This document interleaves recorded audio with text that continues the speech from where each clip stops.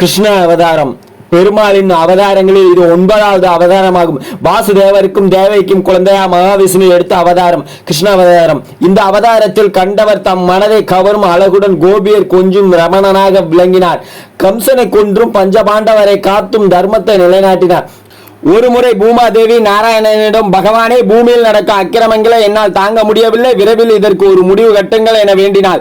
அதற்கு நாராயணனும் சற்று பொறுமையாக இருக்கும்படி கூறினார். பல காலம் கழித்து பூமாதேவி, நாராயணா, தங்கள் சொன்னது போல இன்று வரை பொறுமையுடன் தான் இருக்கிறேன்.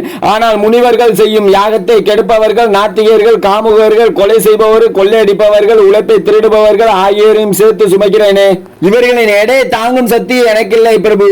இவர்களை அழிக்கும் அளவுக்கு பலமும் என்னிடமில்லை. புருஷோத்தமா, என்னையும் நான் தாங்கும் நல்லவர்களையும் இவர்களிடமிருந்து காப்பாற்று. பூமாதேவியின் புலம்பல் சத்தம் அந்த பரந்தாமனுக்கு கேட்டது. பிரம்மாவின் காதிலும் விழுந்தது. சிவனும் கொதித்தெழுந்தார். சிவனும் பிரம்மனும் மற்ற தேவர்களும் முன் செல்ல பூமாதேவி அவர்களின் பின்னால் நாராயணனை சந்திக்க சென்றனர். இவர்கள் அனைவரும் வைகுண்டத்தில் நாராயணனின் வரவுக்காக காத்திருந்தனர். நாராயணன் வரவில்லை. ஆனால் பிரம்மாவுக்கு ஒரு செய்தி மட்டும் வந்தது. பிரம்மனே, பூமாதேவியின் கவலையை விடச் சொல். உலகத்தில் உள்ள பாவிகளை அழிக்க நானே பூலோகத்தில் பிறக்கப் போகிறேன். அதற்கு முன்னதாக தேவர்கள் அனைவரும் பூலோகத்தில் உள்ள யது வம்ச இடையர் குலம் குடும்பங்களில் பிறக்க வேண்டும்.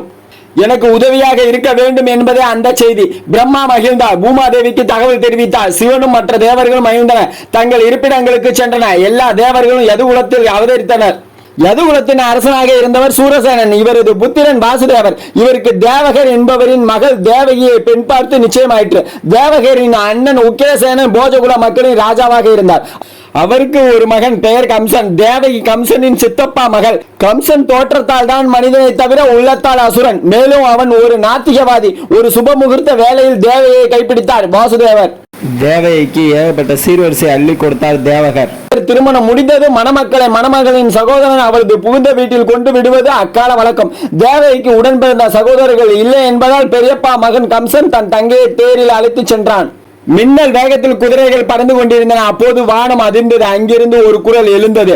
நில்லு கம்சா, போஜகுலத்தின் இளவரசனை இவ்வளவு தைரியத்துடன் பெயர் சொல்லி ஒருமையில் அழைத்து தடுத்து நிறுத்திய மாய குரலை யார் நீ என்ற கம்சனுக்கு பதிலாக பயங்கர சிரிப்பொலி வானிலிருந்து எழும்பியது. மூடனே, யமனுக்கு யாராவது தேரோட்டுவார்களா? உன்னை போல் மடையர்கள் தான் உண்டா? யார் அந்த யமன் என்கிறாயா? உனது சகோதரியின் வயிற்றில் பிறக்க போகும் 8வது குழந்தைதான் அது. குரல் அடங்கிவிட்டது. கம்சன் ஆவேசமானான். அத்தனை நாளும் ஊட்டி வளர்த்த அன்பு தங்கையுடன் விளையாடிய காலத்தை மறந்தான். அவளுக்கு அன்றுதான் திருமணமே நடந்திருக்கிறது என்பதை மறந்தான். இந்த உலகத்து இன்பங்களை எல்லாம் எப்படி எப்படியோ தூக்க வேண்டும் என கனா கண்டு கொண்டிருக்கும் அவன் மடிவதா? ஏ தேவகி, கேட்டாயா? அசாரியின் குரலை ஒளிந்து போ என்பவனாய் வாளை உருவினான். புது மணப்பெண்ணை கொள்வதற்கு கம்சன் வாளுடன் பாய்ந்ததை கண்டு வாசுதேவர் கம்சனை தடுத்தார். மைத்துனரே, நீர் வீரத்தில் வல்லவர். உண்மை அழிக்க யாரால் இயலும்? அசாரியில் சொல்வது உண்மையே. ஆனாலும் கூட தேவகி அதற்கு எப்படி பொறுப்பாவார்? அவளுக்கு பிறக்கும் 8வது குழந்தையால் தானே உமக்கு ஆபத்து. நான் அவளுக்கு பிறக்கும் அத்தனை குழந்தையை உம்மிடம் ஒப்படைத்து விடுகிறேன். அவர்களை என்ன வேண்டுமானாலும் செய்யும். மேலும் மரணத்தை கண்டு நீர் அஞ்சுவீர் என நான் கனவிலும் எண்ணவில்லை. மரணத்தை கண்டு மனிதன் ஏன் பயப்பட வேண்டும்? மரணம் என்பது நிச்சயிக்கப்பட்ட ஒன்று. அது எல்லாருக்கும் வந்து சேரும். அது எந்த நாள் என்பது குறிக்கப்பட்ட ஒன்றுதான். அப்படி இருக்க தைரியசாலிகள் மரணத்தை கண்டு அஞ்சுவார்களா? தேவையின் குழந்தையால் இல்லாவிட்டாலும் என்றாவது ஒரு நாள் உமக்கு மரணம் சம்பவிக்கத்தானே போகிறது. உனக்கு வயது 25 என்றால் நீ ஏற்கனவே 25 ஆண்டுகள் இறந்து விட்டீர்கள். மனிதன் தான் கடந்து செல்லும் ஒவ்வொரு வினாடியும் மரணத்தின் வாசலை நோக்கிதானே நகர்ந்து கொண்டிருக்கிறான். இந்த உண்மையை நீ அறிந்திருந்து இவ்வாறு செய்வது முறையானதாக தெரியவில்லை என பணிவு கலந்தது போலும் அதே நேரம் அழுத்தமாகவும் தெரிவித்தார். கம்சன் கோபம் தணிந்தார். வாசுதேவரே, உமது சமாதானத்தை ஏற்கிறேன். நீர் உமது 8வது குழந்தையை என்னிடம் தந்து விடுவீர் என்பதை நான் அறிவேன். ஏனெனில் நீ சத்தியசீலர் என்ற கம்சன் அவர்களை வீட்டில் கொண்டு போய் விட்டான். காலம் ஓடியது. தேவகி முதல் குழந்தையை பெற்றாள். அந்த குழந்தையுடன் கம்சனின் அரண்மனைக்கு சென்றார் வாசுதேவர். கம்சன் ஆச்சரியப்பட்டான். வாசுதேவரே, உலகில் சொன்ன சொல் காப்பாற்றுபவர்கள் மிகவும் குறைவு. நீ உயர்ந்த ஆத்மா என்பதை நிரூபித்து விட்டீர்கள். என் பாசத்திற்குரியவரே, உமது பண்பை மதிக்கிறேன். இந்த குழந்தை எனக்கு வேண்டாம். உமது 8வது குழந்தை தான் என்னை கொல்லும் என்ற விதி இருக்கிறது. எனவே இந்த குழந்தையை நீரே வளர்த்து கொள்ளும் என்று சொல்லி மகிழ்ச்சியுடன் அனுப்பி வைத்தான். வாசுதேவர் சென்றதும் நாரதர் கம்சனை காண வந்தார். கம்சன் அவரை வரவேற்று ஆசனமளித்து உபசரித்தான். அவர் கம்சனிடம் உன் மீது கொண்ட அன்பின் காரணமாக நான் ஒரு ரகசியத்தை உனக்கு சொல்கிறேன்.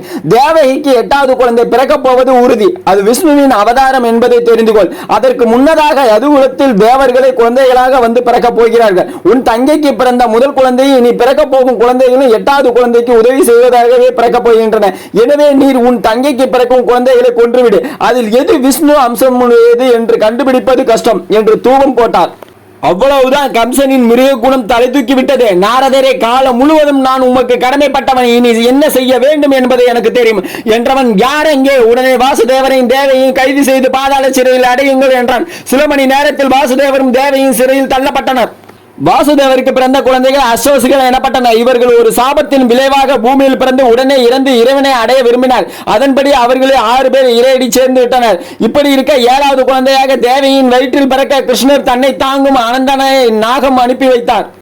இப்ப நம்ம பார்த்துட்டு இருக்கிறது கிருஷ்ணா அவதாரம். கிருஷ்ணா அவதாரத்துல தொடர்ச்சியா உங்களுக்கு ஒவ்வொரு வீடியோவா நான் கொடுத்துட்டு வர்றேன். இந்த வீடியோவை தொடர்ந்து நீங்க பாருங்க, வாழ்க்கையில நிறைய பயனடைவீங்க. பகவான் கிருஷ்ணரின் இந்த வரலாறை படித்தவர்கள், கேட்டவர்கள், வீடியோவை பார்த்தவர்கள் இதில் உள்ள கருத்துக்களை பின்பற்றி நடந்தால் இப்பிறவியில் எல்லா இன்பமும் இனி பெறப்பட்ட நிலையும் பெறுவது உறுதி. டிடிஜிஎஸ் ஜி கோவிந்தராஜா ஐபதா யூடியூப் சேனல் பிடிச்சிருந்தா லைக் பண்ணுங்க, ஷேர் பண்ணுங்க, கமெண்ட் பண்ணுங்க. உங்களுக்கு பிடிச்சவங்களுக்கெல்லாம் இந்த வீடியோ ஷேர் பண்ணி அவங்களையும் பார்க்க சொல்லி அவங்களையும் பயனடைவீங்க. தேங்க்யூ ஃபார் வாட்சிங். தேங்க்ஸ்.